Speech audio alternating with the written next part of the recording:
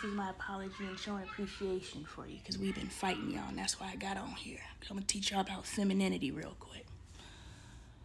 But anyway, what was I saying, babe? It was good. You got on there to apologize or something. Yeah, but what was I apologizing about? Some femininity. Before the femininity, you got to remember, see, to demonstrate that you were listening to me, you could have, not you should have, but you could have repeated back to me the last thing I said because you were actually invested in what I was saying. And you're like, damn, why'd you stop to go talk to the camera? I was listening. See, that would have impressed me. So when you're like, I don't got to impress you, yeah, you do. Just like I got to impress you. You know what I'm saying? Like, that makes sense, right?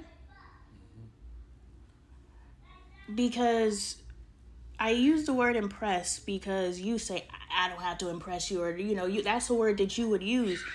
But the word that should be used instead of impress on the positive side is, I want to please you, right?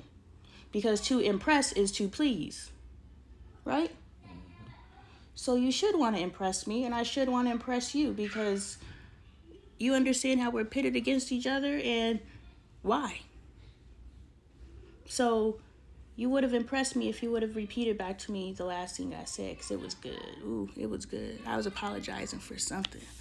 But I forgot. So I guess I can't take accountability this time.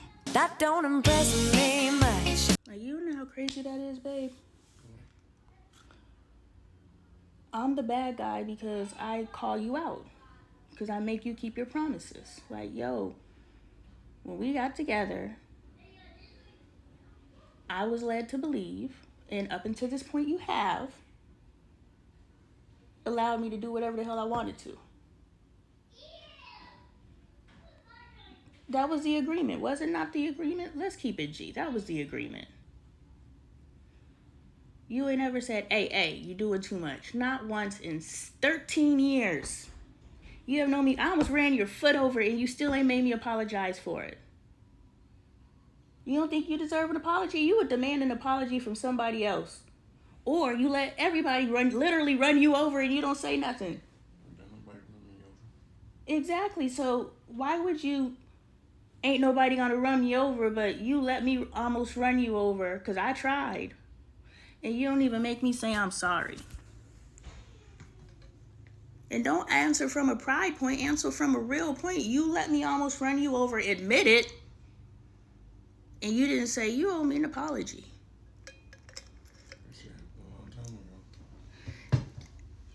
It happened a long time ago.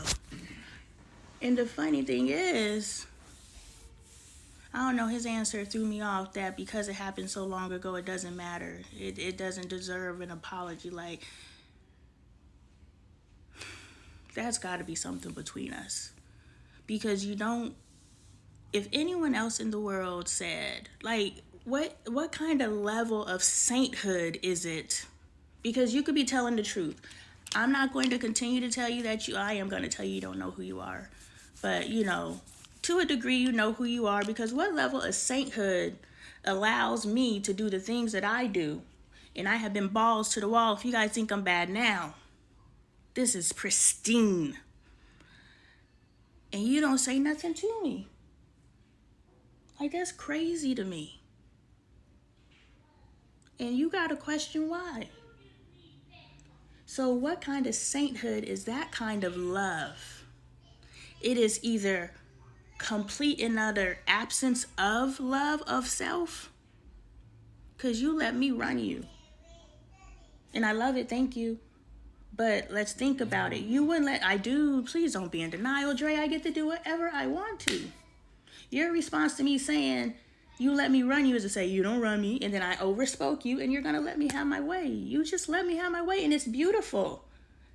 Every person wants the freedom I have. That's why no matter how loud I get, I ain't going nowhere. But it can only be one of two things.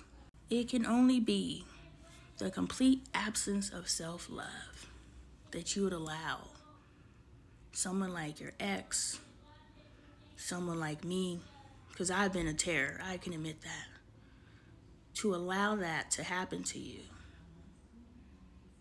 You got to be a true fool in love. Or, no, a fool, which means it's absence of self-love, but you're just so, I don't know, I can't elaborate on that. But the other side I wanted to look at was, you just love me unconditionally. And the last perspective I had was from a negative perspective because I was third dimension in it. But now that I'm in the fourth dimension, to love unconditionally is, I love you so much, you could do things that nobody else on this earth can do to me. And that's why you get you a man that loves you more than you love him. Because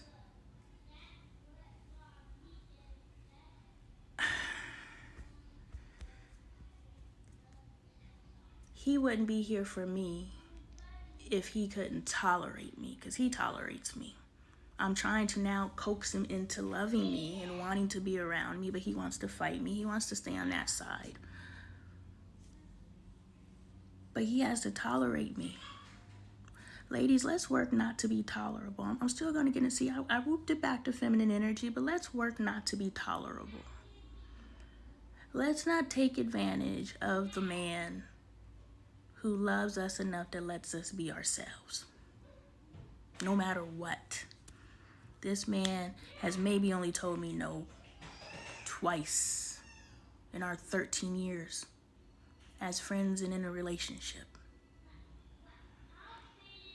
And so, why take advantage of that? But, boom, let's go back to, we had somebody told me this when I first got on TikTok. Agreement, covert agreement. We had a covert agreement that said, you gonna handle the bills and I'm gonna live my best life. Was that not the agreement? That was crazy. How does it sound crazy that you're gonna pay all the bills and I just take care of the debt? That was our agreement. You pay I have not paid a bill since we've been together. And don't I have the right to be upset that now I gotta start paying bills? I paid my bills when I could, and then when I couldn't, he paid them for me. You know, I don't, hold on.